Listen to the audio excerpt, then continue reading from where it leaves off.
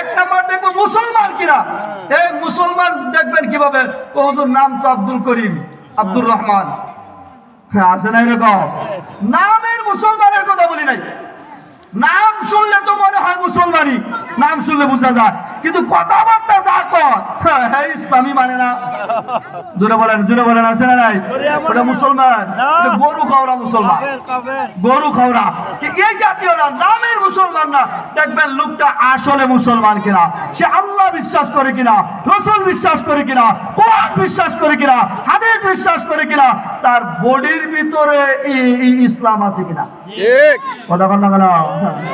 নাম আব্দুল গফুর, কিন্তু বডির মধ্যে তাকাইলে ওটা যদি মইরা যায়, প্যান্ট খোলা ছাড়া বোঝা বড় মুশকিল। এটা কি দাফন করবো না এই পূর্ব?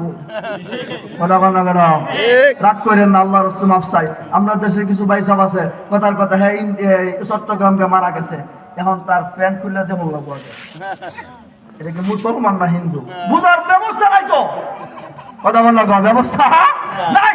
এই জন্য ইসলাম শুধু নামে না, দেখতে হবে তার বডিতে ইসলাম আছে কিনা, তার কাজ করবে ইসলাম আছে কিনা, তার চলাফেরায় ইসলাম আছে কিনা, সে ইসলাম মানে কিনা।